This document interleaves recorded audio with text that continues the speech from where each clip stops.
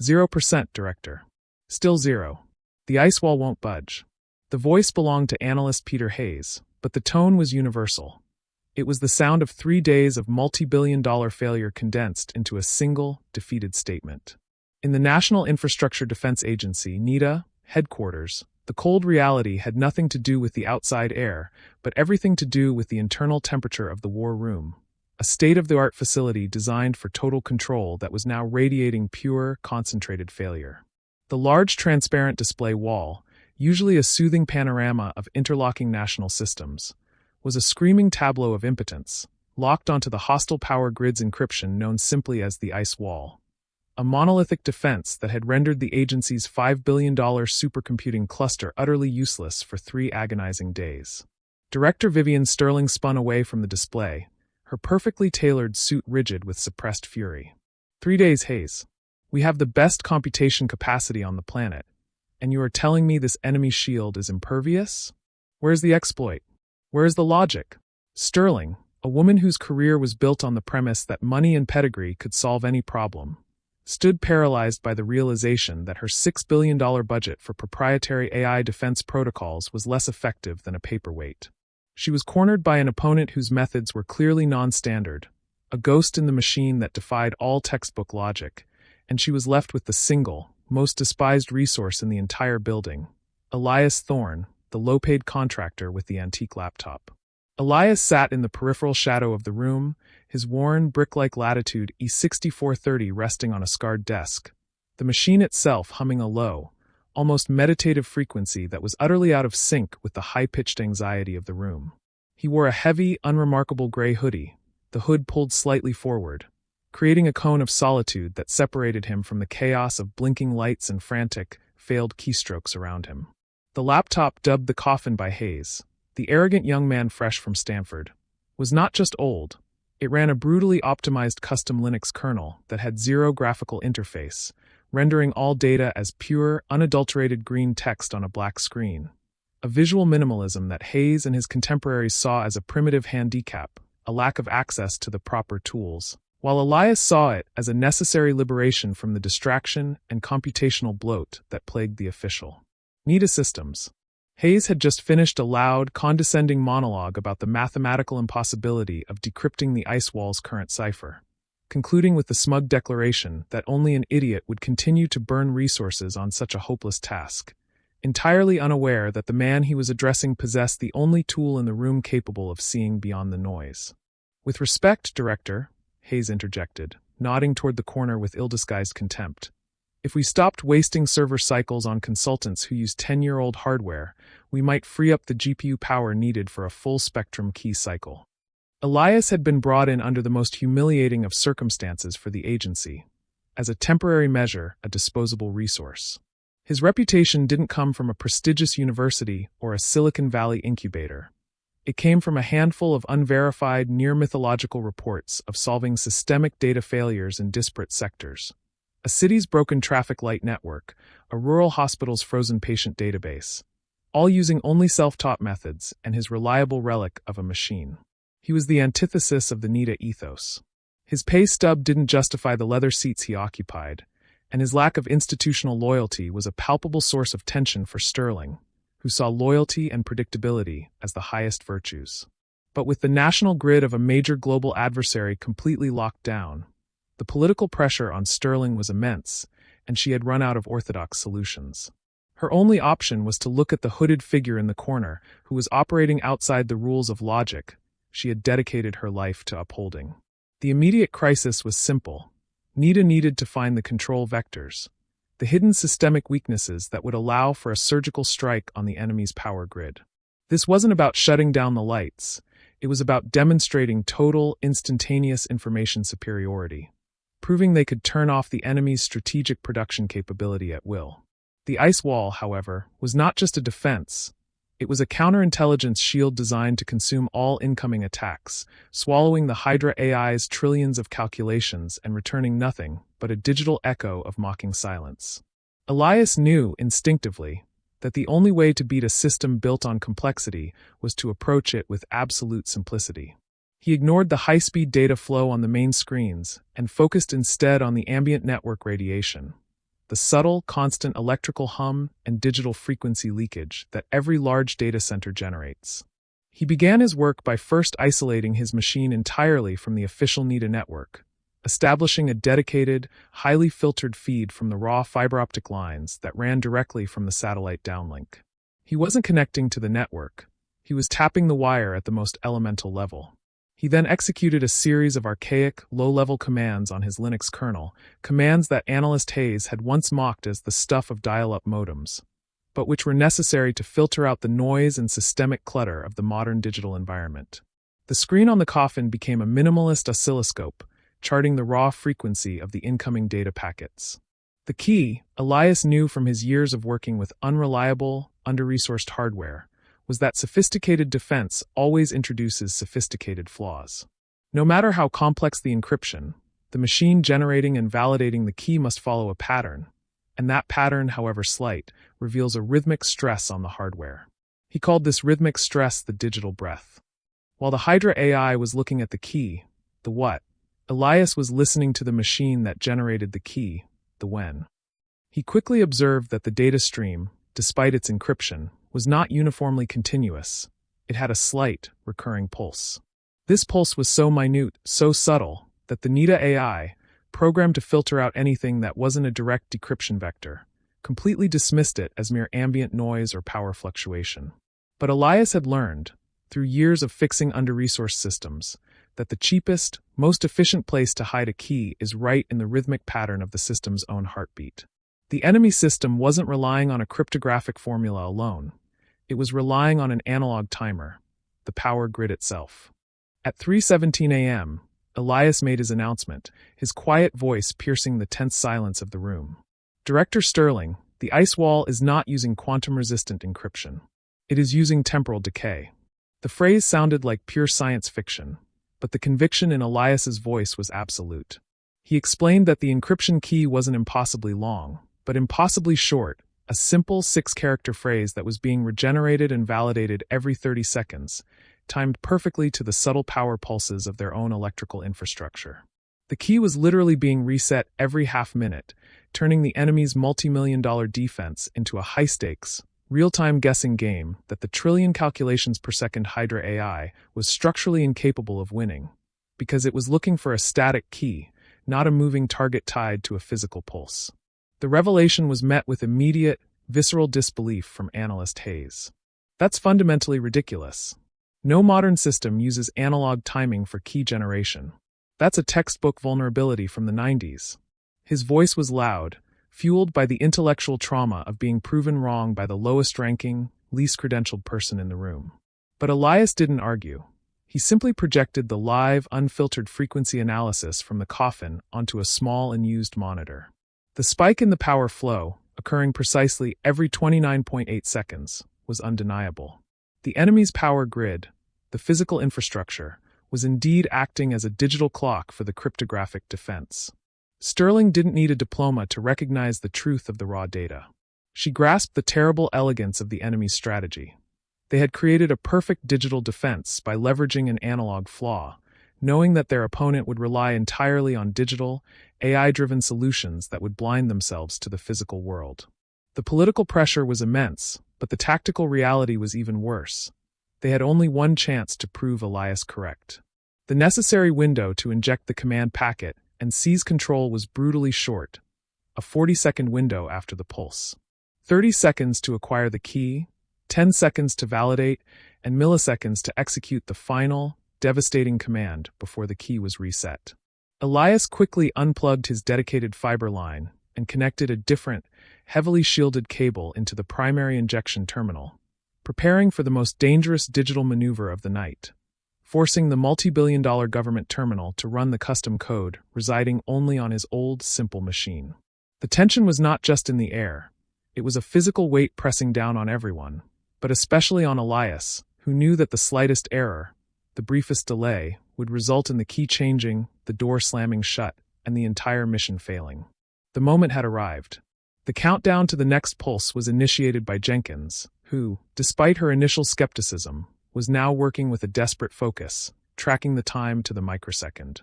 Elias stood over his laptop, his worn fingers hovering over the specialized key sequences that would trigger the forced bypass and run his highly optimized key capture script. He was not relying on the clock. He was relying on the feeling, the rhythmic shift in the machine's energy he had been tracking for hours. He knew the command line he was about to execute was a forceful digital hijacking, a pure act of rebellion against the system that employed him. But it was the only way to win. The weight of national security, the scorn of the room, and the immense pressure of the ticking seconds all converged on the simple act of slamming the enter key, an act that would either seize control of an enemy nation's infrastructure or confirm the total intellectual supremacy of the ice wall, leaving Nita completely exposed and defeated. The air in the Nita war room didn't just feel cold. It felt crystallized, suspended in the unbearable tension of the final 3 seconds before the pulse reset.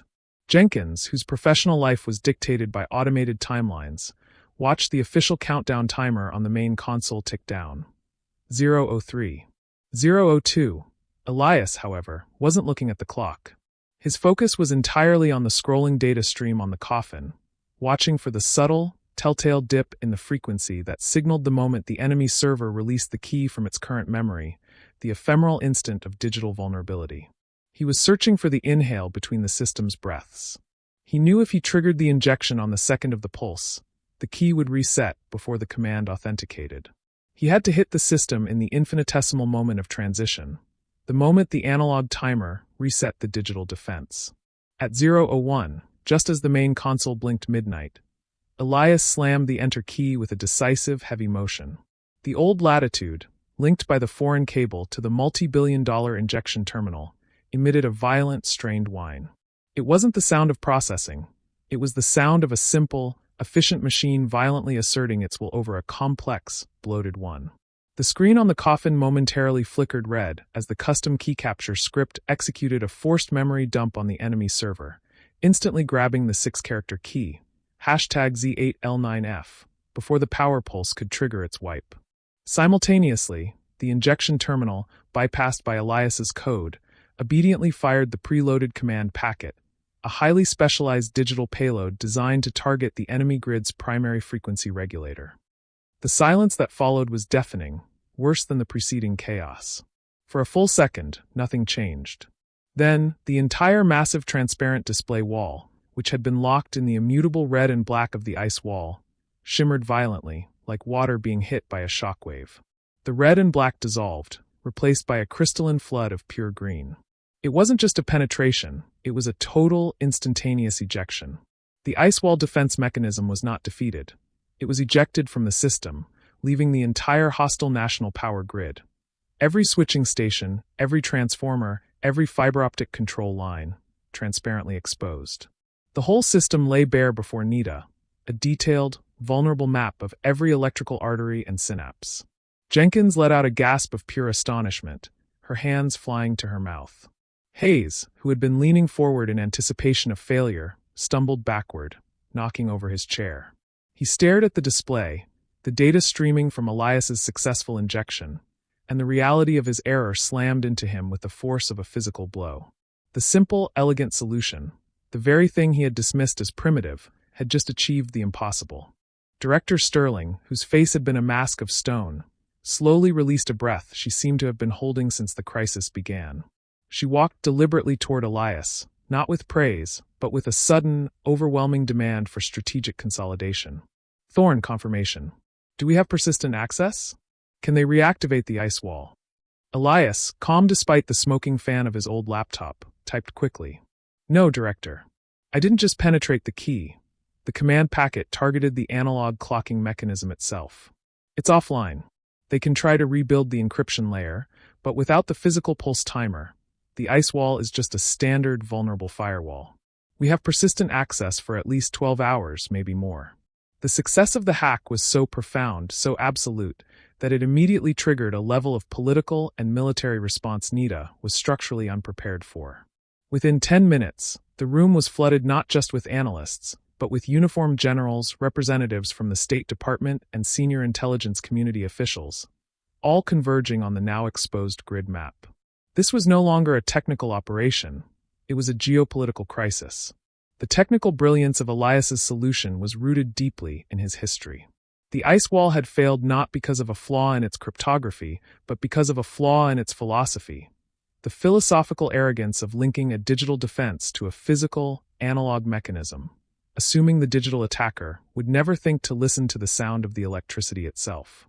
This was the core lesson Elias had learned years ago while fixing the ancient, temperamental servers at his underfunded alma mater. When resources are scarce, you are forced to look at the system not as a series of abstract codes, but as a living, breathing entity constrained by physics.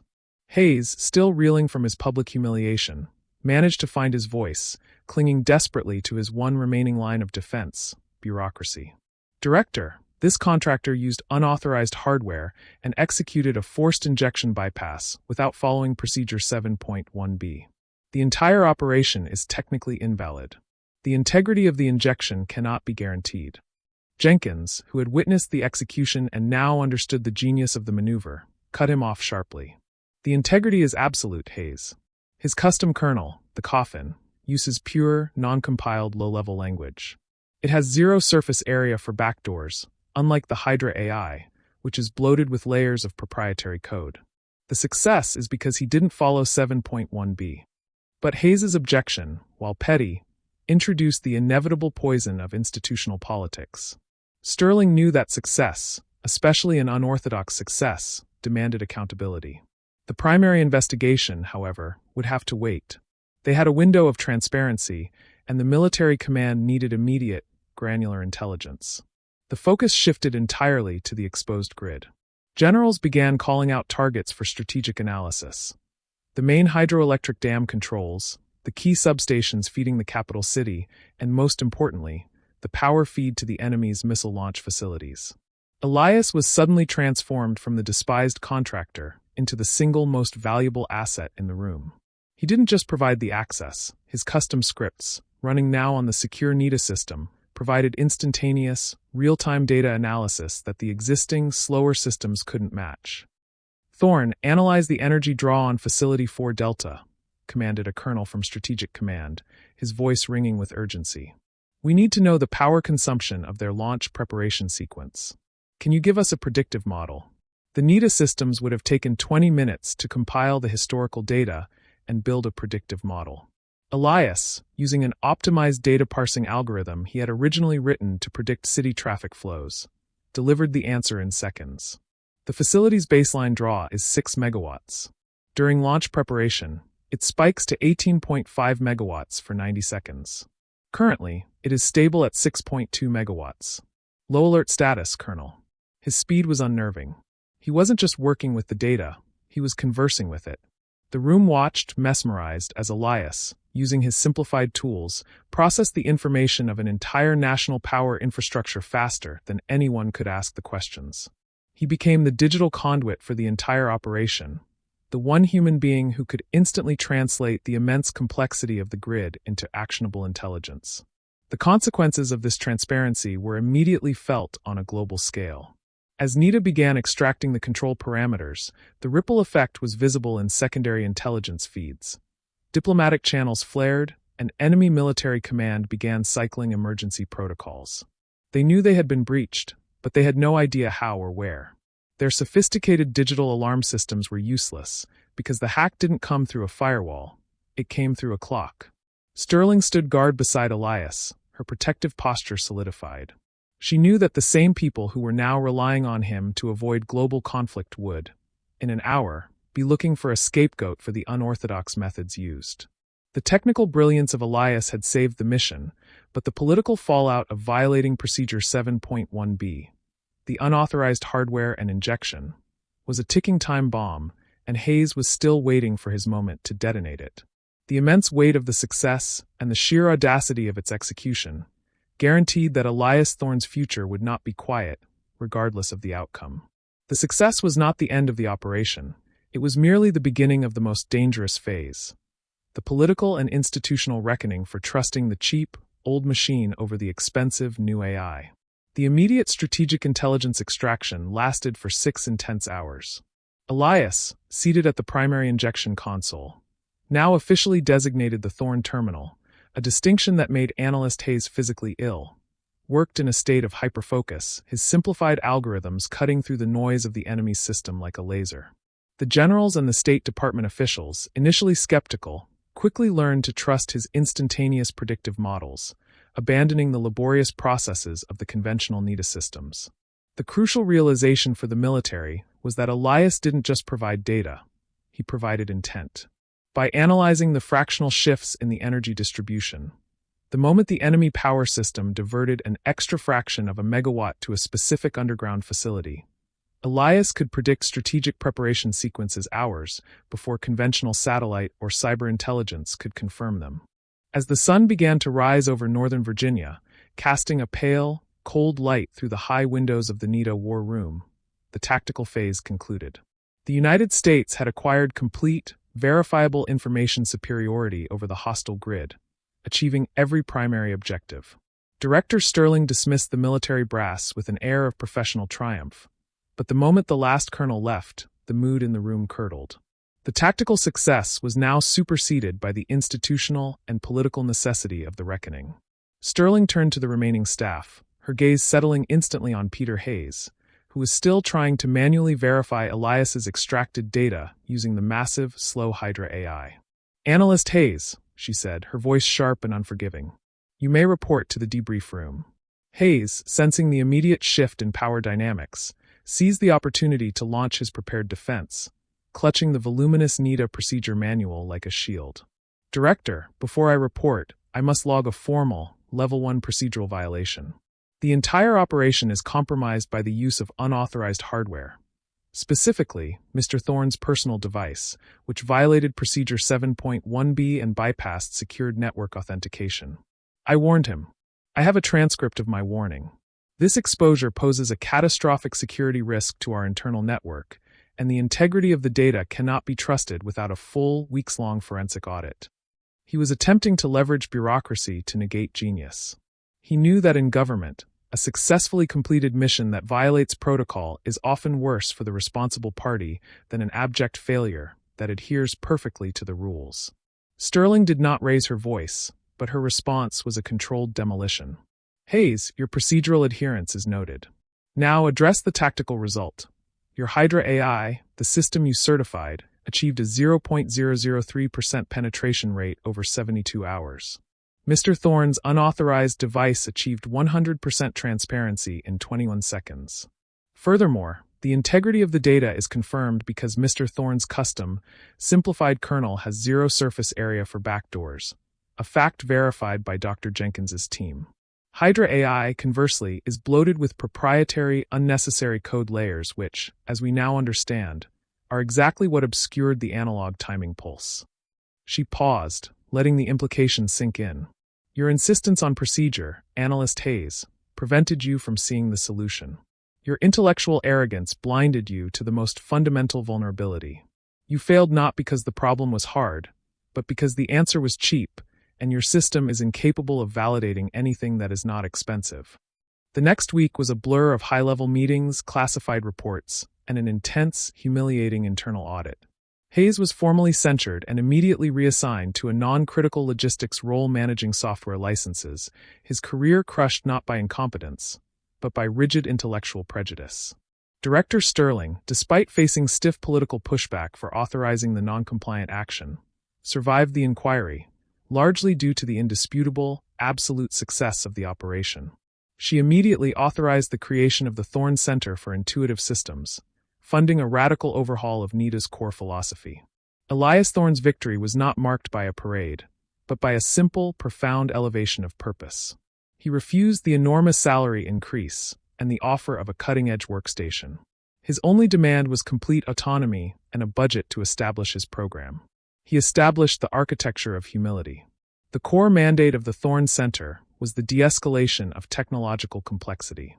Every analyst now had to spend their first 6 months learning to code on refurbished, low-power machines, specifically tasked with solving complex problems using minimal processing power. This forced intellectual discipline. If a solution required a supercomputer, it was deemed too complex and inherently vulnerable. If it could run on a $20 processor, it was robust. He coined the phrase that became the center's unofficial motto: "Complexity is the enemy's hiding place, simplicity is the hunter's tool. Elias himself remained the chief architect of intuition, working primarily from his small, custom-built corner desk. He never replaced the coffin, even after it finally succumbed to the heat of the decisive hack. Instead, he encased the old Latitude in a clear resin block and placed it on the desk as a permanent fixture, a constant, physical reminder of the agency's greatest lesson. He spent the next decade teaching others to listen to the wires, to hear the physical constraints, the human bias, and the rhythmic pulse hidden in the digital noise. He taught analysts to look beyond the expensive firewalls and search for the analog flaw. The key time to a pulse, the data leak tied to a humidity sensor, the encryption reset linked to a simple power grid fluctuation. Elias Thorne's legacy was not just the single brilliant hack that averted a global crisis.